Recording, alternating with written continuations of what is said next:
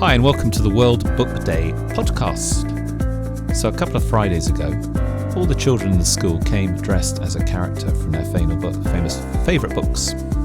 There was a competition and several children won for their dressing up skills and also their skills in having read certain books. So I caught up with them in the radio room and had a chance to chat to them about the books they enjoyed, their costumes, and all things literature. I hope you enjoy. So from Year 5, we have our representative Iona, who's going to tell us a bit about the book she read and the character she was. So Iona, tell us what book you chose and why you chose that book. I chose By the Shores of Silver Lake, and I chose it because I think I enjoy reading about history, and especially true history, and about people's lives as they actually were. So in this book, when is this set? When's the history behind this book, and what's the general story? Well, it's set on the American prairies,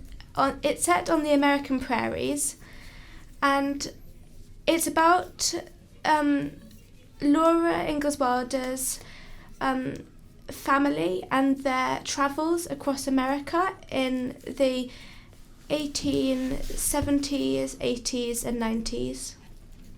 Wow, that's a long time ago. So life must have been really tough out in the prairies. What sort of things? So just give us a bit of a taste of the book. What sort of things did she have to cope with and come across? What really sort of struck a chord with you, and did you enjoy learning about? There was a lot of extremely fierce blizzards. One year there was blizzards for 7 months non-stop, and there was also lots of prairie fires and fevers and droughts. Wow, so a really tough existence against disease and extreme weather. And did the writer really manage to capture the spirit of what it would have been like? Did you really how did you manage to get a really good picture of this? Well, there are a few pictures, but I think I more got a feel for the landscape through the writing, as it was very good writing. Brilliant, excellent. And what costume did you wear from the book? I dressed as Laura, and I wore a Laura Ashley vintage dress from 1979. I also wore an apron and a bonnet. Wow. So is that the sort of clothes you'd like to wear? Was it comfortable? Do you feel that it would have been good clothes to wear, or would have been a bit uncomfortable, do you think, wearing those clothes every day? I think biased and a bit in the way, yeah. Yeah, probably wouldn't be very good in a blizzard or a fast storm either, probably, no. Would it? Excellent, okay. And just share with us one of your favourite scenes from the story. One of my favourite scenes from the story is probably because Laura had always lived in small houses, it was a great marvel to her when on their first winter on one of the main big prairies, they lived in a place called the Surveyor House, where the surveyors lived all the summer, but then they went back east for the hard winters, and so they stayed in there. And I think it was quite impressive almost how little they had lived with, and so how great a marvel it was, even though it was still extremely primitive. Yeah, so I suppose it teaches us to appreciate how much we have today, isn't it? How we take everything for granted and how little we can actually live with. How certainly in those days, children and people had so much less to live with, yet seem to get on with life and have probably some very happy moments and very, very much enjoy it at times.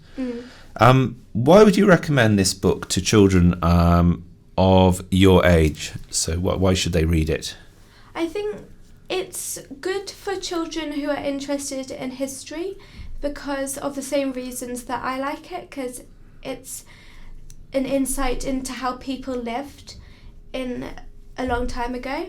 And I think if people are interested in almost living on the prairies, that it's kind of a bit of an insight into what life was like a few hundred years ago, but might also be a bit like today, almost. That was fantastic. So that was Iona talking about her book, which she thinks we should go out and read. It sounds a fantastic read, by The Shores of Silver Lake, by Laura Ignales Wilder, about her childhood living on the prairies at the end of the 19th century. Thank you very much. But we're settled here, and we've got the farm.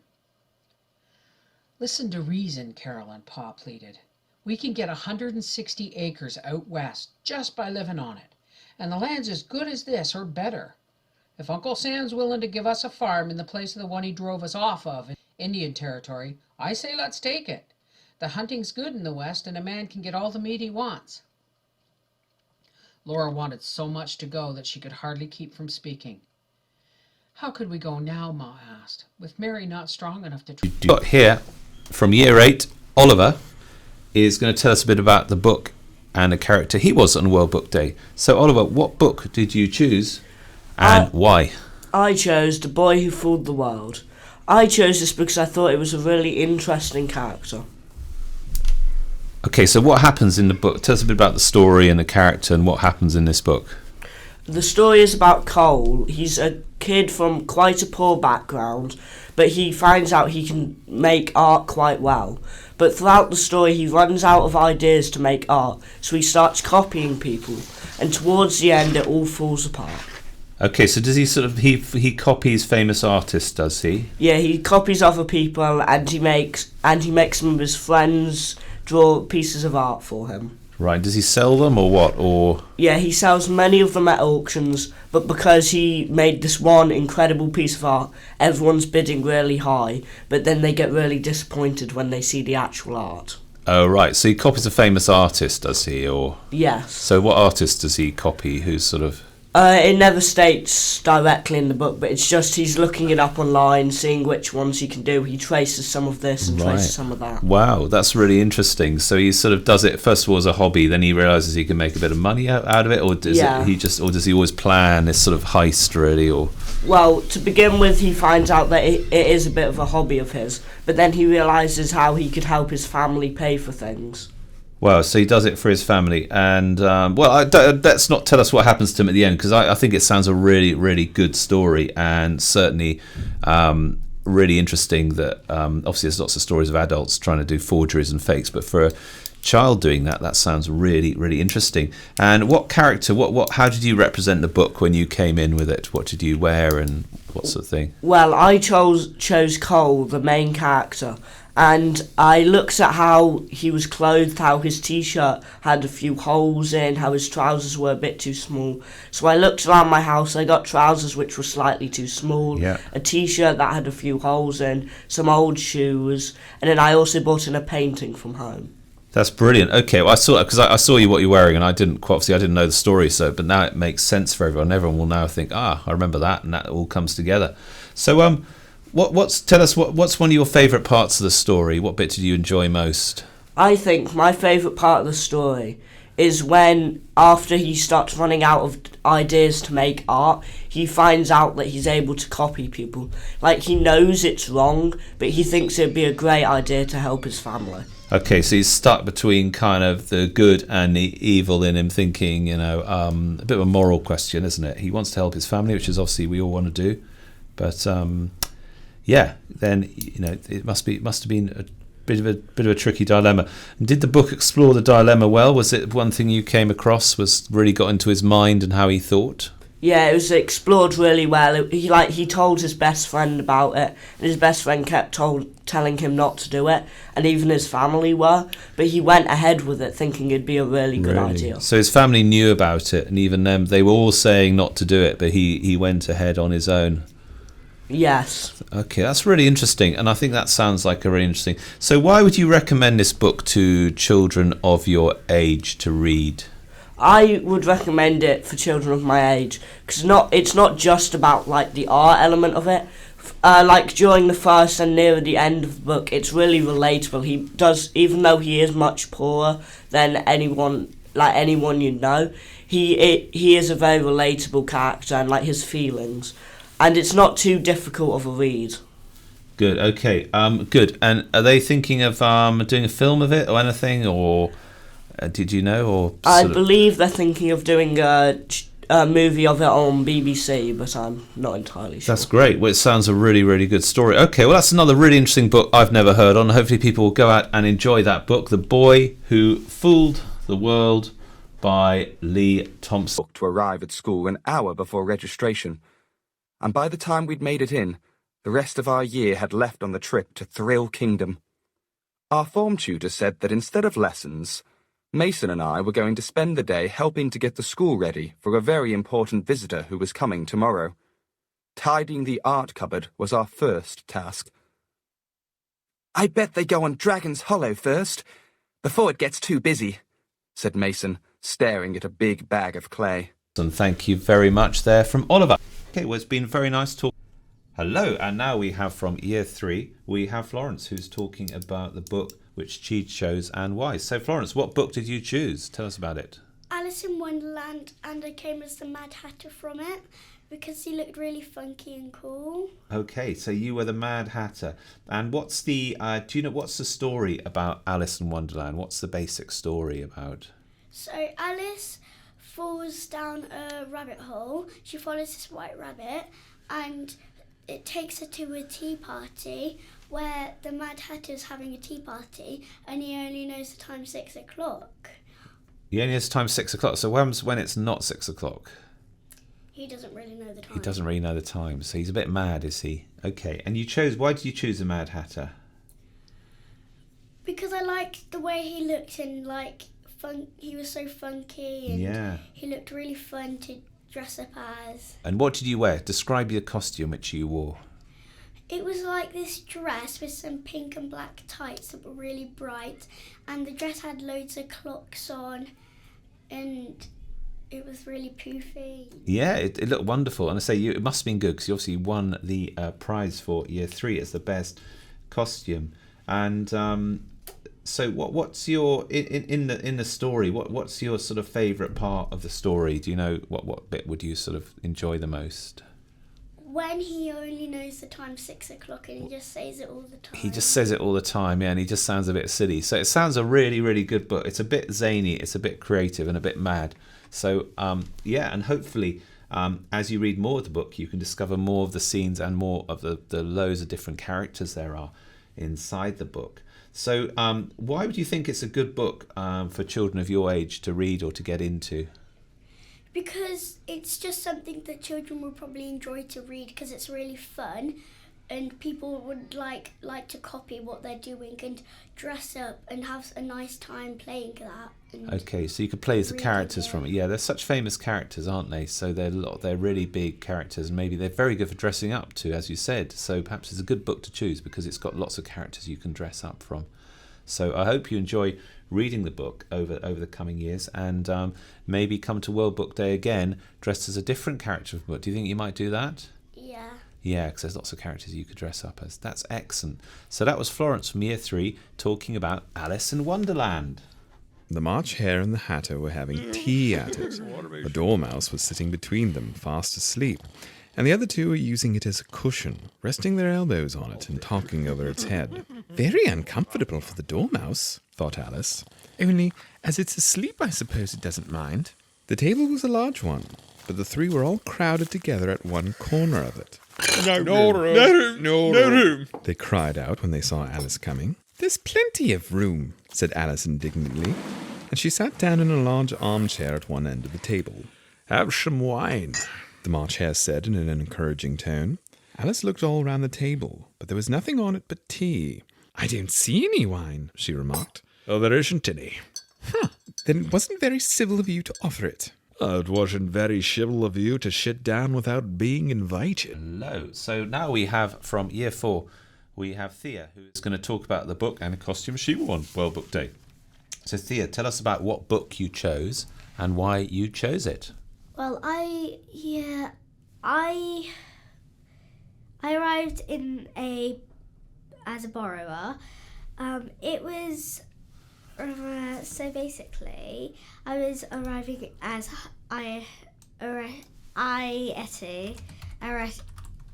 I can't say it. I don't know. Arietti, is it? No, Arietti. Yeah, Arietti. And So how I made the costume is I just got a skirt and a woolen jumper, and I sewed some really big buttons onto it. You sewed some big buttons, good. And did you have any props or anything you brought with you? Yes, I had a little button and I had a big pin.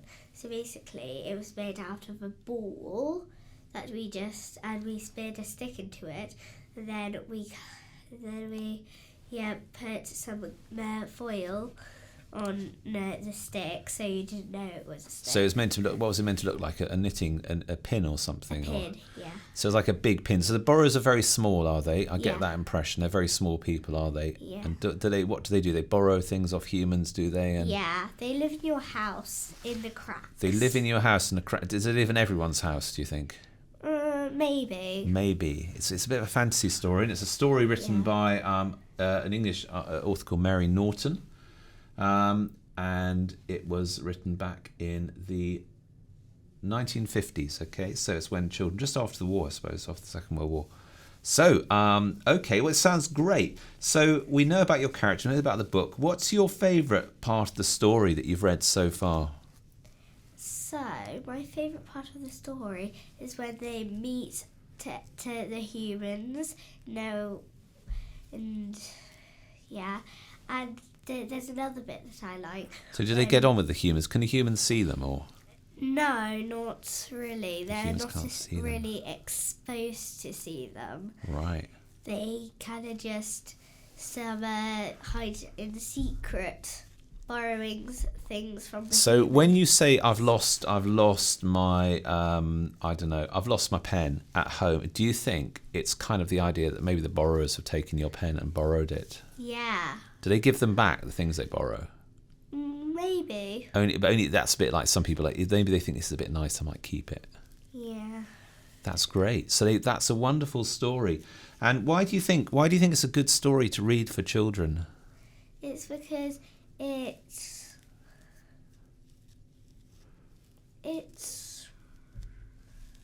Is it exciting, or is it fun, really or exciting? Yeah. And it gets your imagination going. Really. That's brilliant. Yeah, it's because sometimes we do think there are little creatures living around, and I suppose there's lots of stories of fairies and goblins, aren't there? So it's a bit like that, isn't it? So this is a story about the borrowers who live in our house, and it's quite a nice idea. Do you think there are borrowers in your house?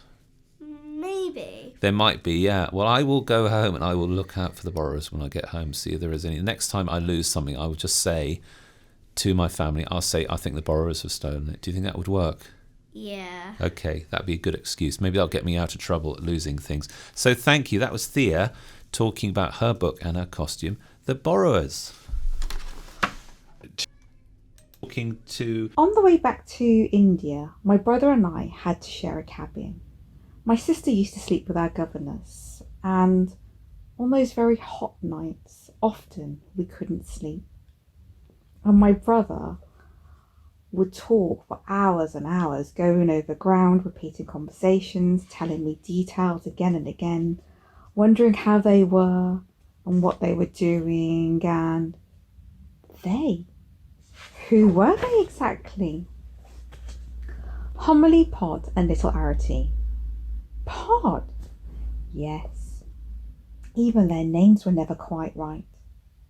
They imagined they had their own names, quite different.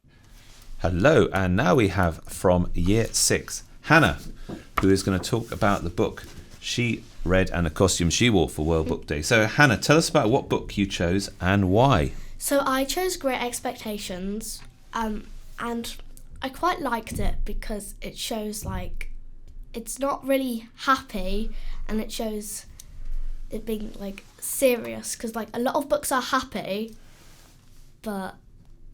Okay, so you wanted something a bit more. Well, I think I'm really impressed you've read Great Expectations, because that's a really big fat book. It's got lots and lots of chapters, and it was written about 150 years ago, if not more than that. So yeah, and times were pretty tough then. So Can you give us a brief, sort of in 20 seconds, can you give us a very brief plot of kind of what happens and some of the main characters in Great Expectations? So there's this lady called Miss Havisham, who I dressed up as, and she was jilted at her wedding, and as soon as she was putting her shoes on, a telegram arrived, and for the whole book I think she's trying to make sure her daughter doesn't get any wow love. So okay, that's really interesting. Yeah. And there's a boy, what's the name of the character, the boy in the story?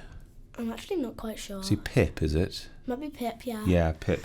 And it's his adventures as well, isn't it? Yeah. And they come together in the end.